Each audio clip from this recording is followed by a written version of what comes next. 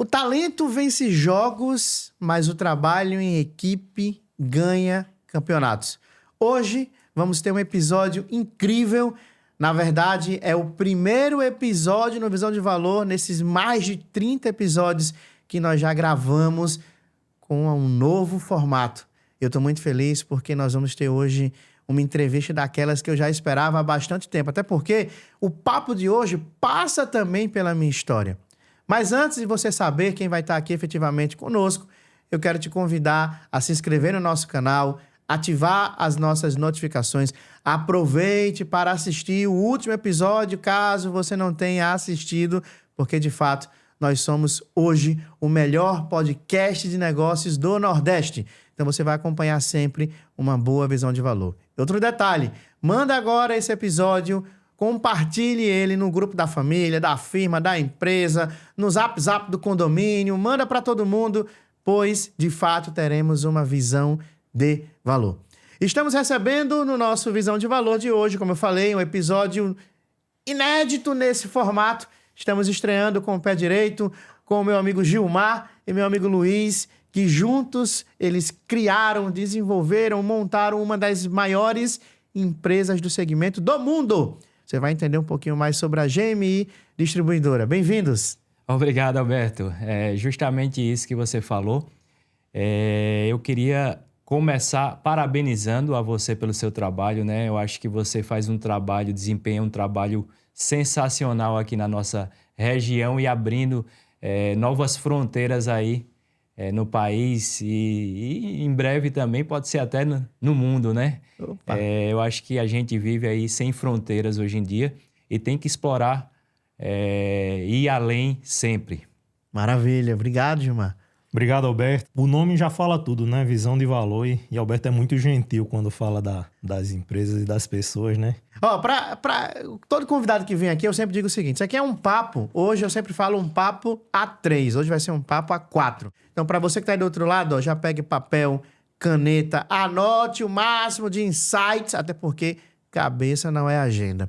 E de cara, gente, como que nasceu a ideia de criar, porque, eu conheço, eu não vou dizer que lá no nascimento da GMI eu não estava lá, mas no meu nascimento a GMI estava. Sabe por quê? Olha que interessante. Eu comecei a trabalhar no Terceirão. Essa história aqui já contei em outros episódios. E eu me lembro quando eu trabalhava lá para Adriana, Adalto, o pessoal da Mega Mídia, começou a chegar uns periféricos, uns equipamentos e uma marca estampada numa caixa. GMI. E aí eu disse, caraca, que empresa é essa? Eu descobri que era uma empresa daqui, uma distribuidora, que na época, se formos pegar aí há 20 anos atrás, para comprar informática da Paraíba, na Paraíba, era algo praticamente raro de acontecer, né?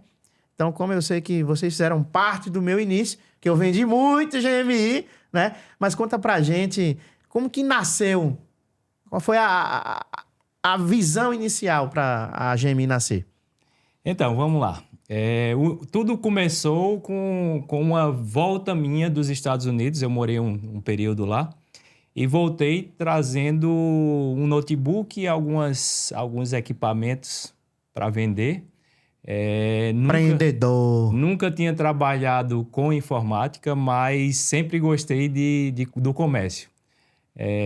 Desde criança eu viajava às vezes de férias para casa de um tio meu que é médico lá no Paraná e ele nos levava lá em Cidade do Leste, no Paraguai. Eu já trazia algumas coisinhas para vender aqui e sempre tive esse desejo e essa vontade de empreender e para o comércio, né? Para o negócio. Negociar sempre me encheu... sempre brilhou meus olhos, né?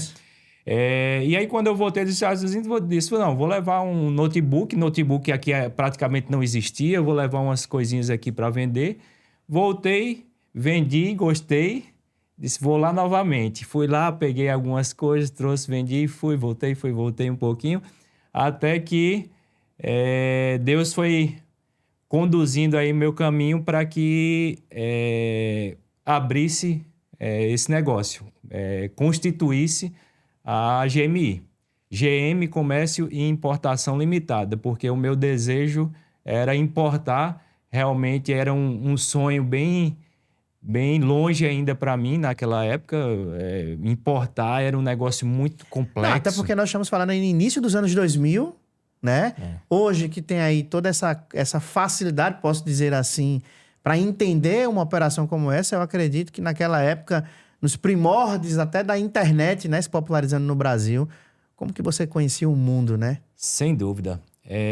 Para você ter ideia, eu tive que fazer um curso só para abrir o processo para a empresa poder importar. Na época, eu tive que ir em São Paulo fazer um curso de comércio exterior para aprender a manusear o Siscomex, que é o sistema da Receita Federal, que hoje é tudo automatizado. Aham. Antes era tudo muito burocrático, né?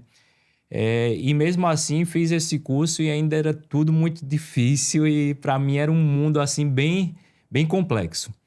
Mas Deus foi conduzindo tudo sempre.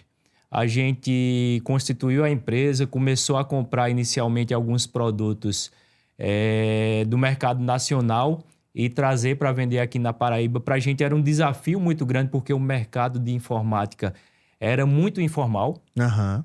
Era 90, eu acho que até mais de 99% informal.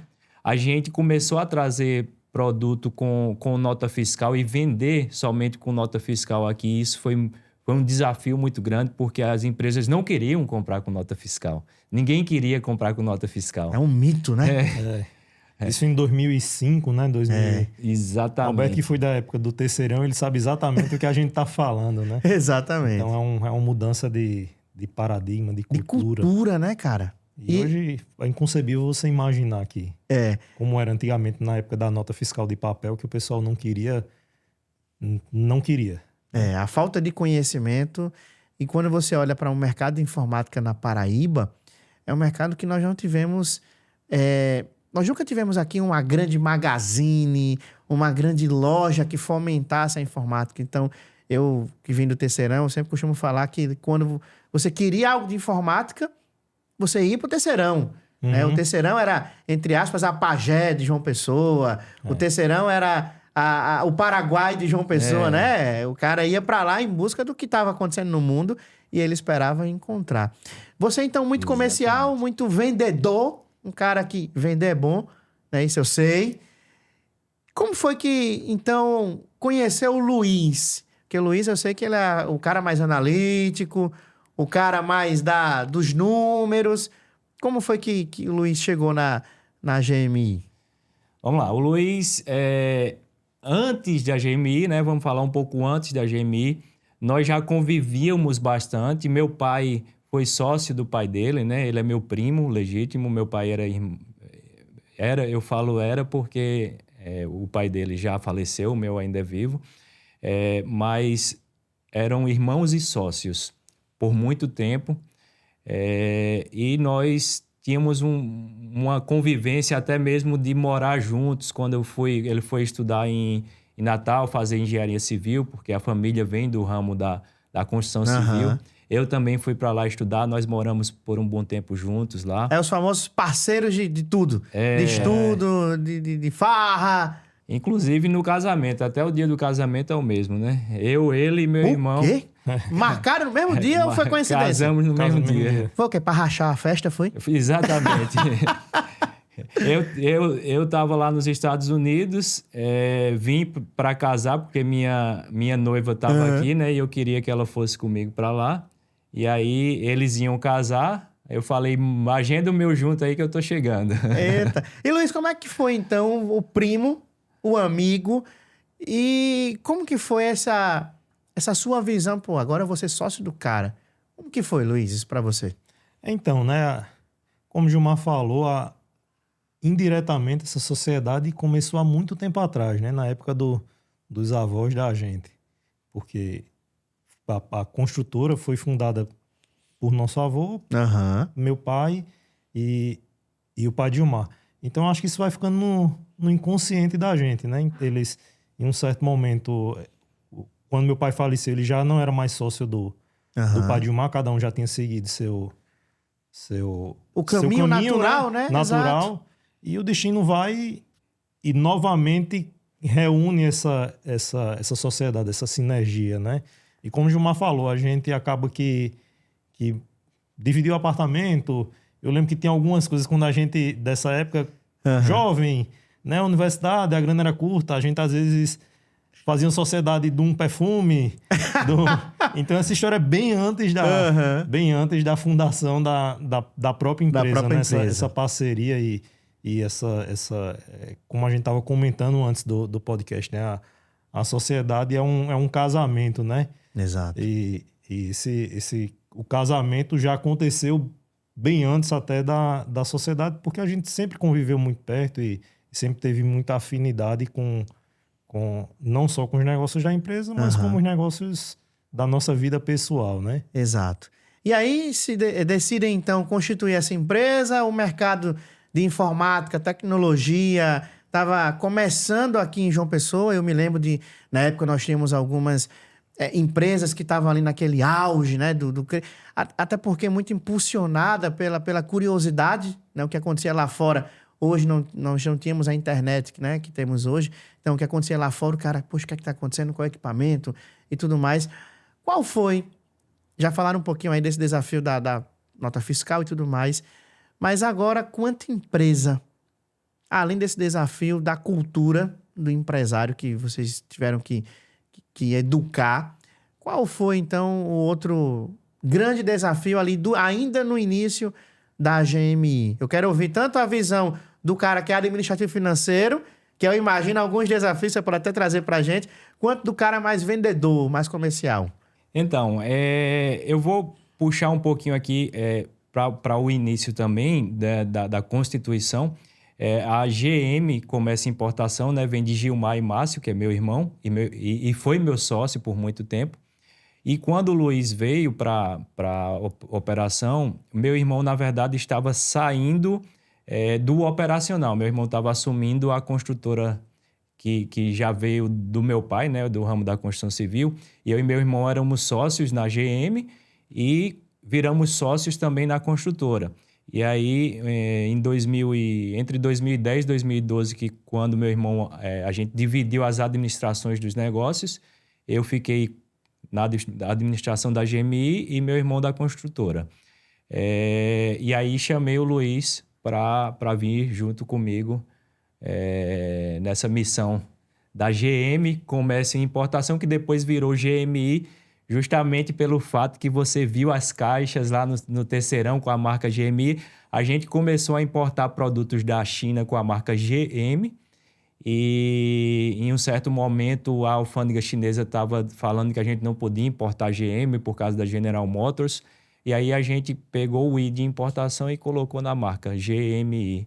Virou a marca e o nome da empresa GMI Distribuidora depois se tornou o nome fantasia da empresa. E aí o Luiz já estava aí junto comigo nessa missão, na operação. Boa. Alguma lembrança, Luiz, de um momento assim do início, você chegando e tudo mais? Qual foi, na tua visão aí, um dos principais desafios no início ali da GMI com a tua chegada? Foram vários, na verdade, né? Aliás, são até hoje. E é muito, assim, é muito engraçado e gratificante, né? A empresa começou numa salinha, acho, do tamanho desse estúdio aqui. E você começar um negócio... No Brasil não é fácil, né? A gente... E na Paraíba, o desafio é maior ainda. Questões do tamanho do mercado, né? Então, para iniciar uma distribuidora em São Paulo é uma coisa, para você iniciar na Paraíba é outra. E a gente começou bem pequeno, começou numa salinha de 14 metros quadrados. Eu lembro que a primeira importação que a gente fez desse material com a marca da gente antigamente usava o nome da empresa na marca do produto. Hoje em dia a gente tem algumas marcas próprias e representa várias outras. A gente recebeu nessa salinha para subir um container de gabinete e fonte num prédio comercial, no elevador, ali na Dom Pedro I. Então, bem desafiador. É uma empresa pequena, com uma vontade muito grande de crescer, né? De transformar em um grande negócio. Os negócios da família eram construção civil. Gilmar abraçou esse desafio de transformar uma pequena distribuidora em em uma Aham. empresa. E eu comprei esse sonho com ele e graças a Deus que É. está dando certo, né? Eu me lembro, quando você falava, eu tava me lembrando aqui, depois que eu saí do Terceirão, eu fui trabalhar com um outro cliente de vocês, né? José Ailton Pacífico, da A Informática. E eu, certa vez, conversava com o Pacífico sobre a nossa transformação aqui do mercado como um todo, né? Que a loja de informática, ela vem tendo... mudou, muitas nem existem mais. Eu olho que sou naquela época lá de trás, que eu venho olhando, tipo, cadê o pessoal? Estão vendendo o quê, né? Teve toda essa mudança. E Pacífico é um resistente. Eu até brinco que ele continua ali, firme e forte. E eu perguntei, Pacífico, como foi que tu começou a comprar da GMI? Ele disse, não, os caras muito... A palavra foi essa, corajosos. Eu me lembro que ele disse essa palavra para mim. Eles são muito corajosos. Porque, de fato, ter essa coragem de começar a importar, criar a marca própria e bater porta em porta. Acredito que a venda, ela começa nesse formato porta em porta. E naquele momento ali, 2010, 2014, como que estava a GMI no tocante à equipe? Quantos colaboradores? Como é que estava a força comercial? Consegue lembrar? Rapaz, eu acredito que aí uns 5 colaboradores. Eu tinha... Tem alguns antigos lá, Bertrand, que está até hoje. Aí tinha mais...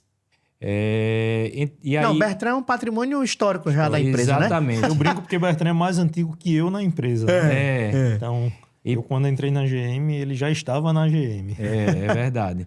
E Pacífico é um cliente excepcional. É uma pessoa que, além de cliente, virou amigo, né?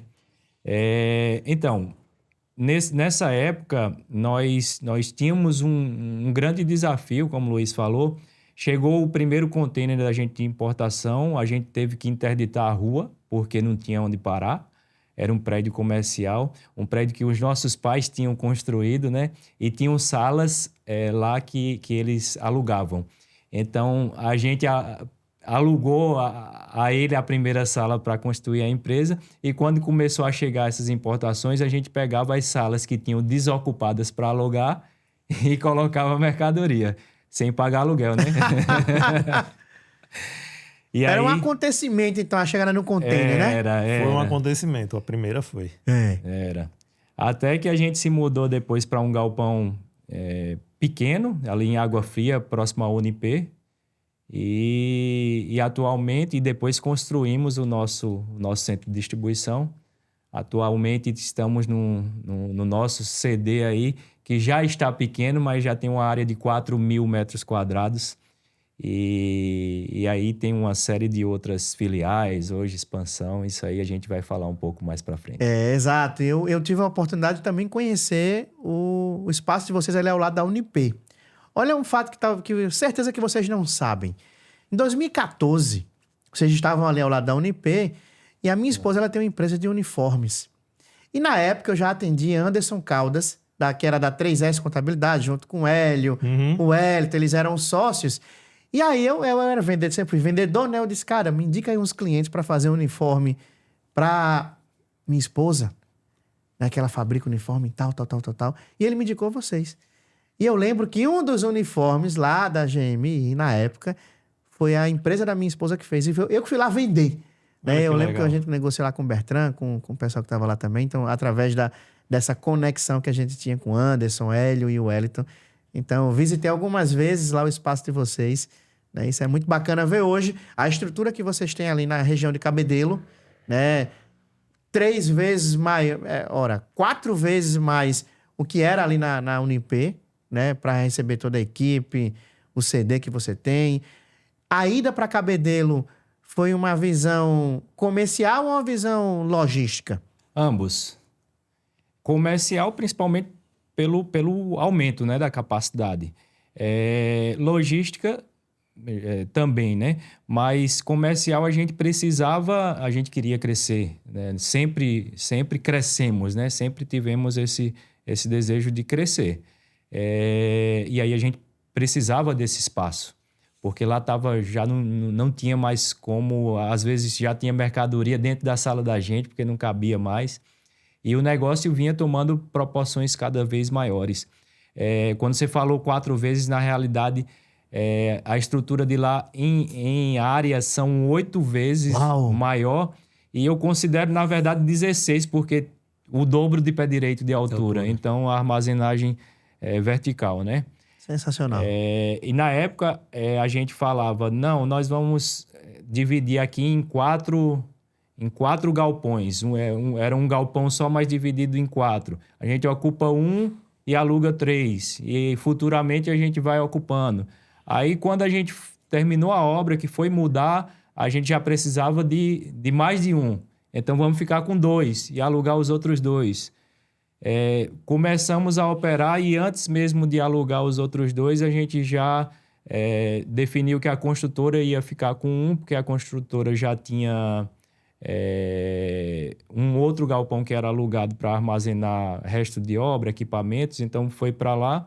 E a gente decidiu não alugar mais o outro que ainda estava vazio, porque a gente já esperava um crescimento mais rápido, um crescimento que fosse necessitar de espaço em um curto espaço de tempo.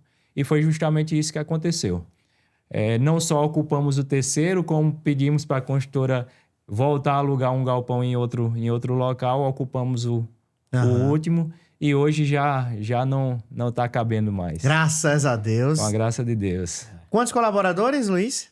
160.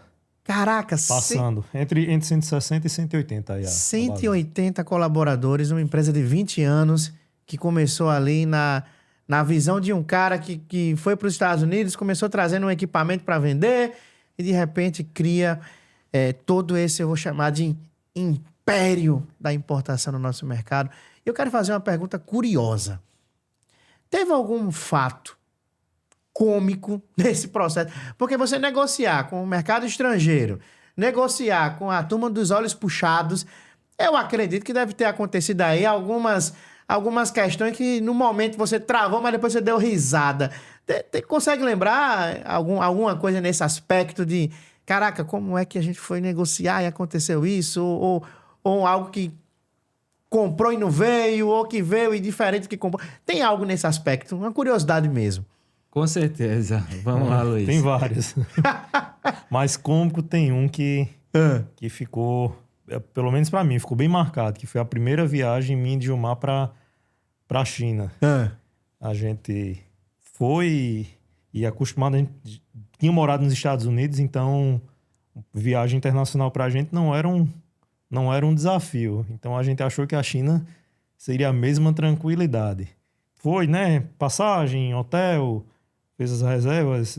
Enfim, quando chegou, a gente desceu em Hong Kong, atravessou a fronteira para a China e aí pegou um ônibus para a cidade que ia ter a feira, que é bem conhecida na China, quem importa sabe, a Canton Fair, e encontrou com os brasileiros. Brasileiro, quando se encontra, brasileiro é muito unido, né? Quase uma gangue. É uma festa. Encontrou com os mineiros lá.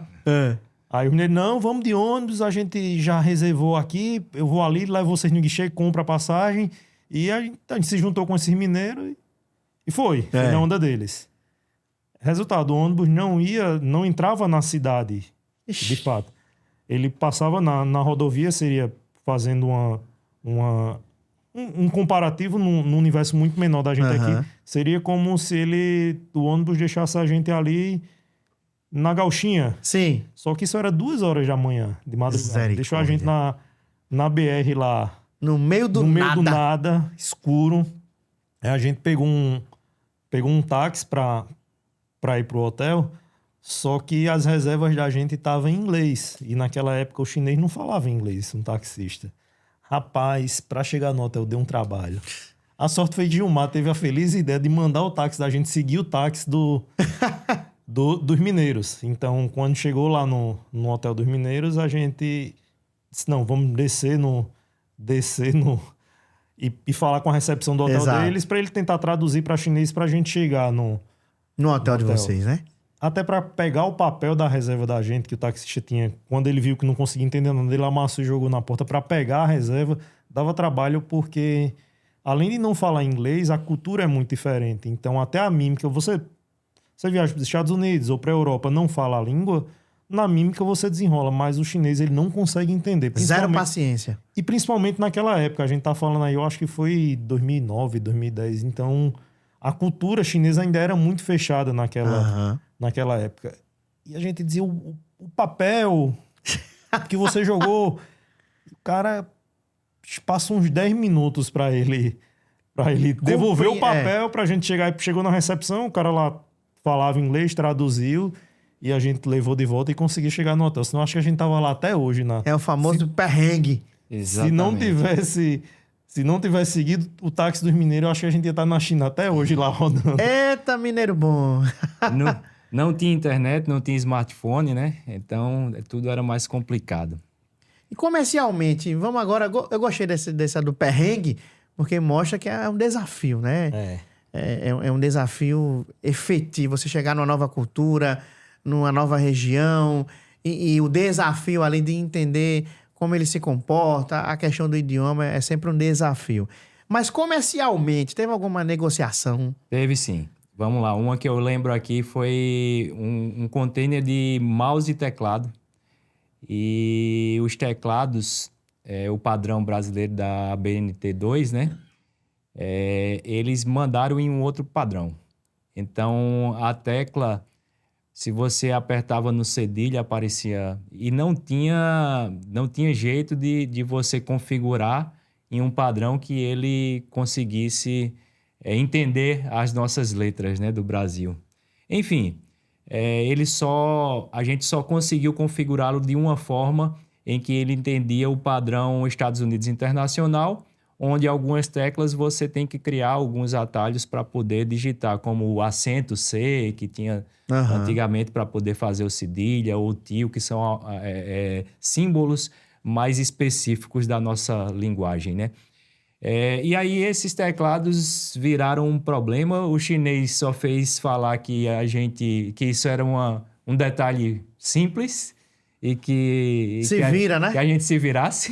Tava pago, a gente pagava tudo antecipado e a gente foi para... Da mesma forma que ele pediu para a gente se virar, a gente começou a falar para os clientes, não, dá para vender assim, você vende com preço promocional. A famosa promoção. Vamos lá, se é R$20, você vende por 15, eu vou te dar um desconto também aqui. E a gente foi tentando, falando com um, falando com o outro e conseguiu se livrar, enfim, desses teclados, mas era assim uma quantidade aí considerável, aí, sei lá, 5 mil teclados. Caraca, é o famoso negócio da China. Exatamente. O negócio da China. Literalmente. E aí, depois disso, isso serve de aprendizado, né? A gente foi pedindo amostras, tentando buscar empresas com mais qualificações. E isso tudo é um processo, né? A gente já errou muito também nesse caminho. Fornecedores, produtos, detalhes que faltaram do nosso lado, do lado deles. Enfim, são minúcias que a gente, quando vê do outro lado, acha que é tudo fácil, mas é tudo muito complexo. E quando se trata de importação, é muito mais complexo. É diferente de eu comprar um produto errado aqui e devolver. Se eu compro um produto errado da China, se eu for devolver, sai mais caro do que eu comprar novamente. Exato. Então, não existe essa opção. Então, tem que ter realmente toda essa preocupação do antes, do durante e do depois, né? Mas hoje, 20 anos de GMI, 180 colaboradores, numa operação em pleno crescimento. Ouvi dizer que vai até para fora do Brasil. Isso é verdade? Conta pra gente aí como é que tá essa visão, a nova GMI, aí já iniciando 2026 a todo vapor. Então, vamos começar pelo Brasil. Em janeiro, começamos uma operação no Norte, a primeira filial nossa que vai levar a casa para o norte do país, em Manaus. E ano que vem também começaremos a operar nos Estados Unidos. Eu estou morando lá, né, desde o início desse ano. Atualmente ainda não estamos operando com a empresa lá, já fazemos bastante negócios por lá, mas com a empresa de lá vamos passar a operar, se Deus quiser, muito em breve. Está tudo sendo providenciado, mas ainda está na parte burocrática, a empresa já está constituída e durante aí o primeiro semestre do ano que vem, se Deus quiser, a operação em si começará via Miami. Uau! Então, vamos agora de fato atingir novos horizontes, literalmente falando, né? E uma curiosidade, e esse mercado internacional? No tocante, abrir uma empresa, ter uma empresa nos Estados Unidos para comercializar, o famoso jeito Trump de fazer negócio. Uma curiosidade, o que motivou efetivamente essa... Não, eu vou operar através do mercado americano. As empresas, como a GMI, vários clientes da gente cresceram também. Aham. E alguns já importam. Então, a gente começa...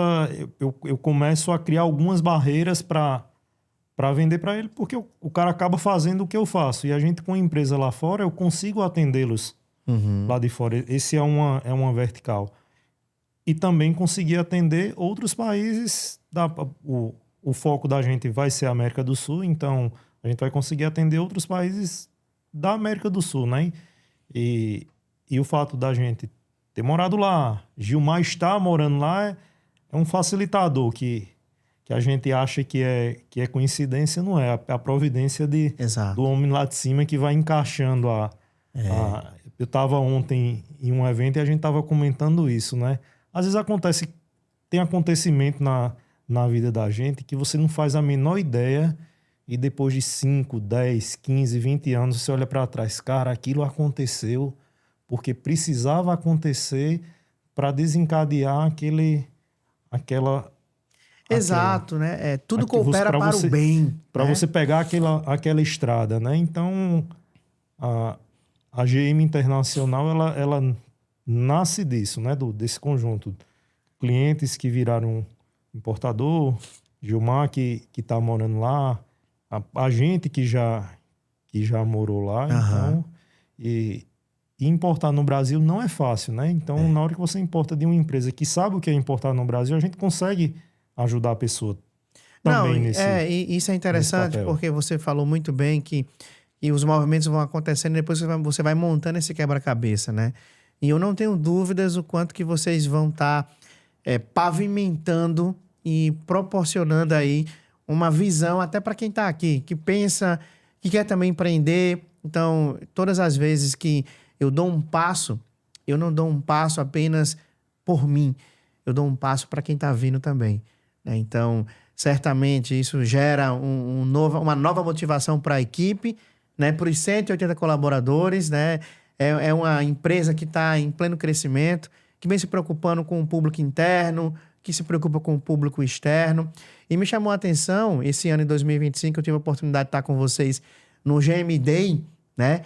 Que era um evento que nasceu com um objetivo de trazer ali negociações para os clientes, mas hoje tomou uma proporção fora e virou realmente um evento no calendário do nosso estado, né? Fomentando aí um público do Nordeste inteiro. Vocês trazem aí fornecedores, clientes e tudo mais.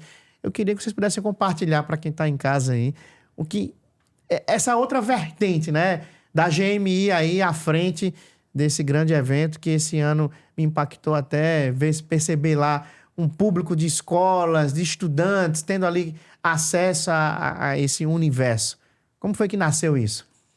Então, o GMI Day nasceu justamente desse ponto aí que você comentou, de trazer alguns clientes para fazer negócios, e aí foi tomando proporções a cada ano, aumentando. Começou num hotelzinho ali com alguns clientes, foi aumentando casa de recepção, depois... Enfim, desde o ano passado e esse ano no Intermares Hall, com aquela baita estrutura.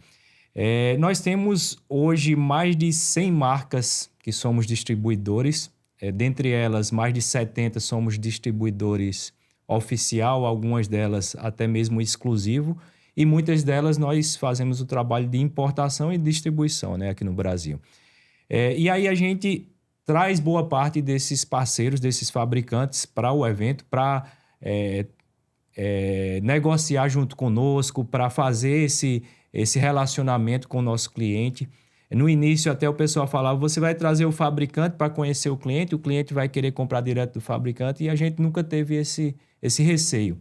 A gente sempre quis construir essas pontes e saber que o trabalho da gente, a gente faz bem feito e tenta fazer o melhor que a gente pode a cada dia, e dessa forma não precisa temer que o nosso cliente vai pular. Pode até ser que aconteça, mas isso não vai trazer grandes danos ao nosso negócio.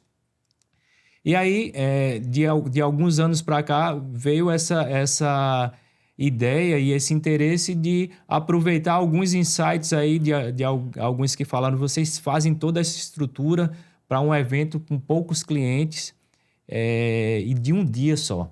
Então, vamos tentar esticar um pouco mais e abrir um dia para um público mais pulverizado, assim, para que os nossos, apesar de não ser nosso cliente direto, mas são nossos clientes indiretos, eles conheçam as marcas, conheçam os produtos e fomentem essas marcas e esses produtos na economia local, que, consequentemente, 99% disso vai estar saindo da GMI. Exato. Então, eles não são diretamente nossos clientes, mas indiretamente são e compram das revendas locais, que são nossos clientes, né? Então, a gente abriu mais aí, tem o evento fechado, que é só para os clientes, e a gente abriu também mais o evento para esse público, para poder fomentar essas marcas e aproveitar aí a vinda desses fabricantes e toda essa estrutura de uma maneira melhor. Maravilha. Hoje a GMI tem uma carteira de quantos clientes aproximadamente? Tem esse número aí na mente? Diretos, a gente considera mais de 3 mil clientes. A gente tem uma carteira de mais de 7 mil clientes. Diretos não, desculpa. Ativos. Ativos, isso.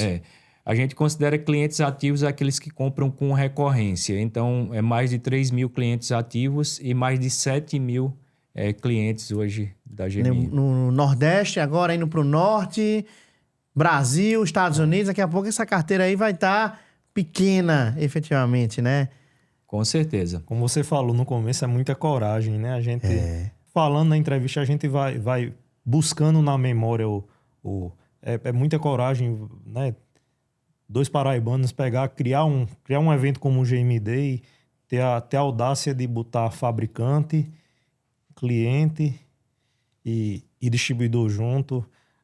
Depois do GM Day nasceu a GTS, que é a feira, e botar o consumidor final com cliente, com fabricante, e agora tá nascendo a operação lá fora, então vou ter essa coragem de ensinar alguns clientes da gente a importar. Aí a pergunta que o Gilmar fez, e se o cara aprendeu, e aí?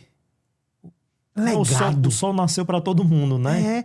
O que eu mais enxergo desde o primeiro momento que nós nos conhecemos, efetivamente, o que ficou muito claro para mim foram 2 palavras. A coragem, que eu até vi Pacífico me dizer sobre vocês, e legado, né? O nosso mercado... Por que o Visão de Valor nasceu? Cara, o Visão de Valor nasceu... Eu estava em casa assistindo um programa Entre Olhares Brasileiros, que era por Abílio Diniz. E o primeiro episódio que Abílio Diniz fez, na CNN, ele entrevistou Jorge Paulo Lemann. E eu assisti naquele programa, e na época o podcast aqui no Brasil viralizou com a mesa e tudo mais. E quando eu vi Abílio Diniz falando, entrevistando Jorge Paulo Lemann, né, 2 ícones do nosso mercado, eu disse, caraca, por que ninguém na Paraíba faz isso?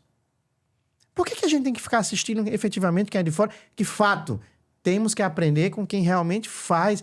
Só que aqui na Paraíba, cara, muita gente faz. Então eu assumi essa responsabilidade, vou dizer assim, tive essa coragem. E olha que interessante, o Visão de Valor, o primeiro episódio que eu gravei foi em 2016. E não existia podcast na Paraíba. Só que a gente faz e, como empreendedor, você precisa sobreviver. Então você faz uma coisa e o resultado financeiro não vem, então acaba que você vai sobrevivendo ali, vai fazendo outras coisas. Eu deixei isso engavetado.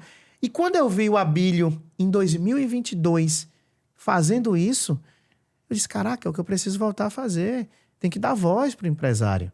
Olha que história bacana, né? Eu garanto, e eu digo sem medo de errar, que tem muitos paraibanos que enxergam a marca de vocês e não sabem que é daqui. Eu tenho certeza. Para você que está em casa, escuta o que eu vou lhe dizer agora. Boa parte dos equipamentos periféricos de informática que está na tua casa, passa por eles. Passa por eles. Você comprou numa empresa paraibana, até mesmo de fora, passa. A distribuição vem através de vocês. Então, eu fico muito feliz, sabe, por vocês terem aceitado, de fato, o convite, estarem aqui de cara limpa, né, respondendo aí com muito afinco as minhas perguntas, e isso é muito bacana, porque cria um legado, né, cria um legado para as gerações que estão por vir, poder dizer, caraca, um dia o meu pai, com o primo dele, decidiu fazer disso e foi... E, cara, olha o impacto que isso tem na sociedade, né? Muito importante. Então, de parabéns, desde já. Mais uma vez por isso, viu, gente? Que legal, Alberto. Então, tem algo que eu sempre falo lá na empresa e repito muitas vezes, na verdade, é que o nosso maior concorrente somos nós. Muitas vezes as pessoas vêm falar, o concorrente vai fazer isso. E eu falo, não se preocupa tanto com o concorrente. Vamos tentar ser melhor a cada dia. Se a gente conseguir ser melhor a cada dia, para mim já está perfeito. Porque muitas vezes nós mesmos nos autossabotamos, né?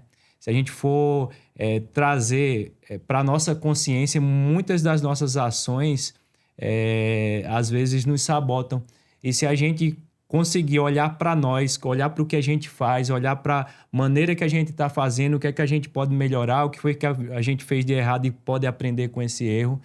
Se a gente conseguir estar nessa evolução constante e sempre olhando para si, eu acho que isso aí é o segredo de tudo. Eu acho que se a gente olha muito para o lado, olha muito para os outros, olha muito para a concorrente, a gente acaba perdendo o nosso foco, que é em Deus, em primeiro lugar, e no nosso trabalho, na nossa missão, naquela empresa, na GMI, que é uma missão que eu tenho para a minha vida. Maravilha. Costuma falar lá, né? Na família GMI. Começou bem pequena e hoje são 160 famílias que dependem diretamente, né? Fora os 3.000 CNPJs que a gente tem relacionamento e acaba indiretamente a gente ajudando eles de um lado e eles nos ajudando do outro. Então são 160 famílias direto conosco e 3.000 versus a quantidade de funcionários indireto que ajudam nossas 160 famílias e a gente ajuda essas 3.000 vezes. Então, olha quantas pessoas estão impactadas diretamente com esse ser melhor a cada dia do que eu fui ontem e amanhã um pouquinho melhor do que eu fui hoje, né? Sem olhar para o meu concorrente, sem olhar para o meu colega de trabalho, não. Preciso me preocupar em fazer um pouquinho mais do que o que eu estava, do que o que eu era, e amanhã fazer um pouquinho mais do que o que eu sou. Muito bom, muito bom. Ó, o papo tá massa. Se pudéssemos aqui, conversaríamos horas e horas e horas e horas. Mas eu quero presenteá-los com um mimo nosso aqui. Na verdade, esse livro, vou pedir, isso aqui vai ser o de Gilmar, mas passa esse pro Luiz, Gilmar. Esse é um dos livros, esse é o meu 6º livro. Só que dos outros livros, esse aqui é o que eu mais gostei, efetivamente, sabe? Por quê? Esse livro, ele nasceu de uma forma bem engraçada. O nome dele é Dica de Elevador. Esse está sendo o meu livro mais vendido até o momento. E olha que bacana. Por que é Dica de Elevador, Gilmar? Eu estava na época da pandemia, eu moro no 11º andar. E a garagem no S2 dá exatos 20 segundos. Na pandemia, eu entro no elevador, pego meu telefone e gravo uma dica. No segundo dia, telefone uma dica. Na quarta-feira seguinte, na semana seguinte, eu mandei um dica de elevador do Marinho. Aí comecei a postar. O diretor da São Brás, o Valber Santos, grande cliente e parceiro nosso, disse, Alberto, tô vendo tuas dicas, gostei. Cara, direto ao ponto, objetivo, sem mimimi. Quanto que você cobra para gravar umas dicas exclusivas para São Brás? Rapaz, eu nem sabia cobrar. Porque o que eu comecei a gravar de forma despretensiosa agora virou um negócio, né? Validou o projeto. Aí eu montei a proposta, Valber aprovou o orçamento e eu comecei a gravar dicas para São Brás. O que era amador, agora virou um negócio e eu sei fazer, eu gosto de fazer bem feito. Comprei um microfone lapela, melhorei o telefone, comprei um telefone melhor e eu entrava no elevador. Só que para gravar uma dica de 15 segundos, nem sempre é 15 segundos, né? Aí não ficava bom, eu gaguejava e trocava a palavra e tal. Nisso, o porteiro, vendo pelas câmeras, falou pro síndico. O síndico, seu João, ligou pra minha esposa. Ele disse, Clécia, tá tudo bem com o Alberto? Que era pandemia, todo mundo doidando, né? Tá tudo bem com o Alberto? O que foi, seu João? Não, ele tá preocupado, o Alberto entra no elevador, sai, fala de negócio e volta. Que tá tudo bem com o Alberto? Ela disse, não, seu João, é o trabalho dele e é. Aí depois o seu João mandou um áudio pra mim, ei, parabéns, eu vi seus vídeos, gostei. Resumo da ópera, eu reuni, nesse período aí foram 2 anos produzindo conteúdo, tanto para a São Brás quanto para minhas redes sociais. Resolvi pegar as 30 dicas que mais viralizaram e transformei nesse livro. E esse livro, ele é um manual das vendas, Luiz. Ele é um devocional. Aonde você abrir, tem uma dica prática, um plano de ação para você colocar em prática. Hoje tem várias empresas adquirindo esse exemplar para poder presentear os seus colaboradores e dar a eles um conteúdo nobre sobre vendas. Então, quero presenteá-los, cada um com um exemplar de dica de elevador. Espero que gostem dessa leitura, né? Uma leitura muito pé no chão, muito prática, de vendedor para vendedor, né? Sem arrudeio, sem mimimi, né? Que maravilha, Alberto. Muito obrigado, tá? Pelo presente e com certeza eu adorarei aqui ler boa. suas dicas. E eu tenho uma dinâmica que eu sempre costumo fazer com cada entrevistado. Imagine que nós temos aqui uma máquina do tempo. E nós vamos voltar agora, vamos entrar cada um nessa máquina. E vamos voltar para o teu dia 01 nessa empresa. E nós vamos voltar para o teu dia 01 nessa empresa. Aquele primeiro dia. Só que você vai voltar e vai encontrar a tua versão. O que é que você falaria, Gilmar, para o Gilmar de 20 anos atrás? E o que é que você falaria, Luiz, para o Luiz de 20 anos atrás? Entendendo que você saiu de 2025, 2026, voltou no tempo e conversou com você. Quero ouvir primeiro o Gilmar. Qual era a mensagem? Vamos lá. Falaria... Escute cada vez mais a voz de Deus e siga seus direcionamentos, porque humanamente nós tomamos caminhos muitas vezes errados, e quando Deus fala, quando Deus age, ele, mesmo que você não entenda naquele momento, o caminho dele não tem erro. Então siga, se você souber o caminho dele, siga sem medo, que lá na frente muitas vezes você vai entender o porquê ele pediu para você seguir aquele caminho. E quando a gente pensa muito com o nosso humano, mesmo que seja um humano bem aperfeiçoado, digamos assim, muitas vezes você estuda, mas se você usa só o humano, muitas vezes você falha. O nosso humano é muito falho. Então, se a gente consegue unir muita força, muito trabalho, muita coragem com o direcionamento de Deus, eu acho que é essa a dica que eu deixo para mim mesmo, porque eu já segui, mas muitas vezes naquela época eu não seguia 100% ou a quantidade que eu gostaria de ter seguido. Então, é essa dica que eu deixo para mim. Siga 100% do que Deus coloca no seu caminho. Muito bom, muito bom. Luiz, e você? Muito parecida com a dica que Gilmar deu pro Gilmar, né? Dar pro Luiz lá de... 20 anos atrás. 20 anos atrás. É muito parecido. Siga com fé. Acredite e saiba que está no caminho certo, né? Porque, como a gente falou aqui, são 20 anos, né? Então, em 20 anos, né? Nem sempre é tudo maravilhas. Então... Tá no caminho certo, siga com fé, com paixão e espero o resultado, que a colheita vem, né? Estamos colhendo, não só o Luiz, não só o Gilmar, são, como a gente tá falando aqui, né? 180 famílias diretamente que tá colhendo esse fruto dessa coragem, da audácia lá do Gilmar e do Márcio há 20 anos atrás. Muito bom, muito bom. Parabéns. Parabéns pela história, parabéns pelo legado. Quero em breve conhecer a GMI. Lá vai ser em Miami, é isso? Exatamente. Já existe. Já existe. Quero em breve estar lá com vocês tomando um café. Muito bacana, que Deus abençoe imensamente. Parabéns pela coragem e que Deus seja sempre o melhor e principal parceiro de todos vocês. Amém. Muito obrigado, meu amigo. E já está convidado. Vamos lá tomar um café em Miami. Simbora! Ó, e para você que acompanhou o nosso Visão de Valor, curte, comente, compartilhe, deixa aqui embaixo o seu comentário do que foi o nosso episódio. Manda para geral esse episódio, assista quantas vezes você puder e quiser. Estaremos juntos no nosso próximo Visão de Valor. Obrigado! Obrigado, pessoal.